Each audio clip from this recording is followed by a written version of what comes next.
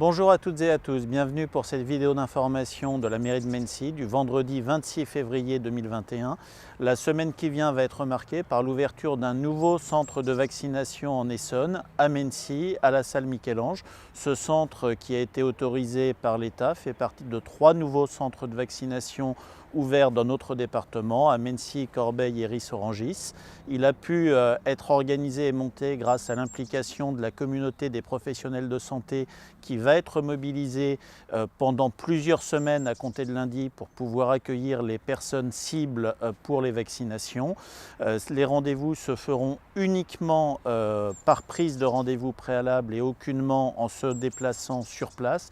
Mais en tout état de cause, c'est un maillage supplémentaire du territoire qui va pouvoir venir renforcer l'effort de vaccination porté par l'État. Pour la première semaine, c'est 210 doses de vaccination qui sont allouées au centre de Mennecy et qui pourront bénéficier à tous les Val-d'Essonniens. Je tenais à remercier l'ensemble des agents municipaux, des médecins, des infirmières, des professionnels de santé qui sont mobilisés pour permettre à cet équipement de fonctionner de la meilleure des manières possibles. À partir de lundi, les équipes médicales de Mennecy et les équipes municipales vous accueillent à la salle Michel-Ange pour une vaccination pour le Covid avec le vaccin Pfizer. Donc il y a un accueil administratif, puis il y a une consultation prévaccinale avec un médecin, puis ensuite une infirmière vous vaccine, une seconde infirmière vous accompagne pour un temps de surveillance et vous donne un rendez-vous pour le second vaccin, la seconde injection, 4 semaines après. Donc, le projet s'inscrit dans la durée, la prise de rendez-vous risque d'être un petit peu longue, la patience est de mise, tout le monde sera vacciné le plus rapidement possible. Cette semaine, nous avons également une très grande fierté pour notre commune, pour la vie culturelle de la commune et notre conservatoire. Ça a été une enseignante du conservatoire, Marie-Laure Garnier, qui a remporté une victoire de la musique classique. C'est une très grande fierté pour toutes les équipes éducatives qui s'impliquent à Mennecy. C'est une reconnaissance de son travail, de ce qu'elle est et de ce qu'elle fait, mais aussi du travail qui est porté par tous les enseignants du conservatoire tout au long de l'année.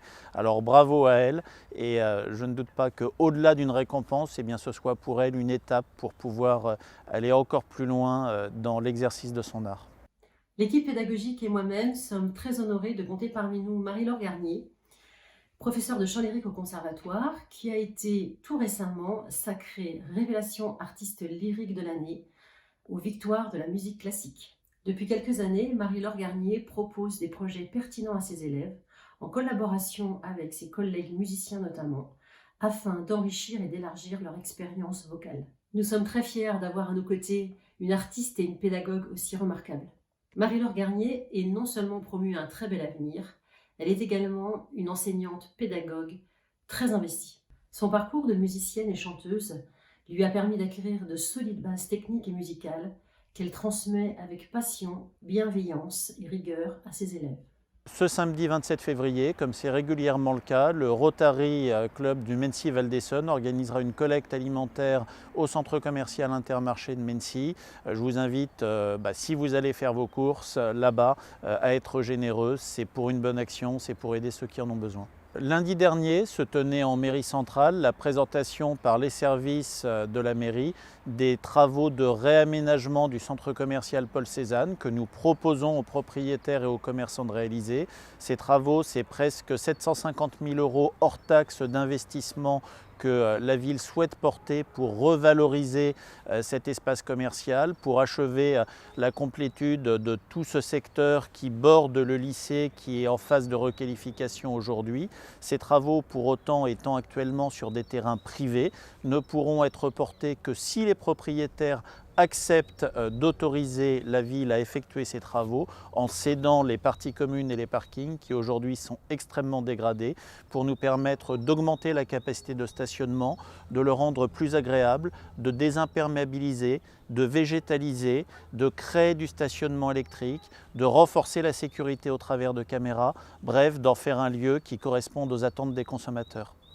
Donc bonsoir, je suis Sophie Ouaché. Nous possédons le magasin Audietis au centre commercial Paul Cézanne et nous venons d'assister à une réunion pour le réaménagement du parking en vue d'améliorer la Voilà.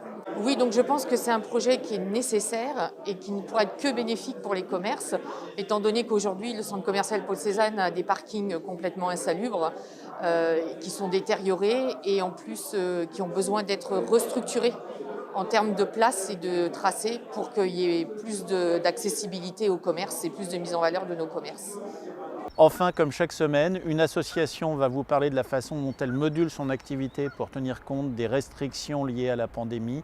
Et cette semaine, c'est les Scouts et Guides de France qui vont vous parler. Bonjour, je m'appelle Geoffroy, j'ai 20 ans. Dans la vie, je suis étudiant en podologie à Paris. Je suis scout depuis que j'ai 6 ans et aujourd'hui, je suis chef de l'unité Scout et Guide, donc les 11-14 ans, et de l'unité Pionnier Caravelle, c'est-à-dire les 14-17 ans. Bonjour, moi c'est Sarah, j'ai 22 ans, je suis étudiante en Master 2 Musée et Patrimoine, spécialisation Valorisation et médiation du patrimoine archéologique à la Sorbonne, donc à Paris. Et je suis cheftaine depuis 2019 à l'unité Scout et Guide et je suis également cheftaine depuis l'année dernière des Pionniers et Caravelles. Donc le mouvement scout est présent à Mency depuis 41 ans. Il compte cette année environ 70 jeunes. 10 responsables encadrants et 6 chefs pour 6 unités. Avec le confinement, nous avons continué les activités en distanciel, donc à l'aide de visio ou de jeux à distance. Et maintenant que nous pouvons un peu reprendre les activités, nous mettons en place des journées où les jeunes peuvent venir sous notre encadrement pour faire une journée scout, ici en respectant les règles sanitaires.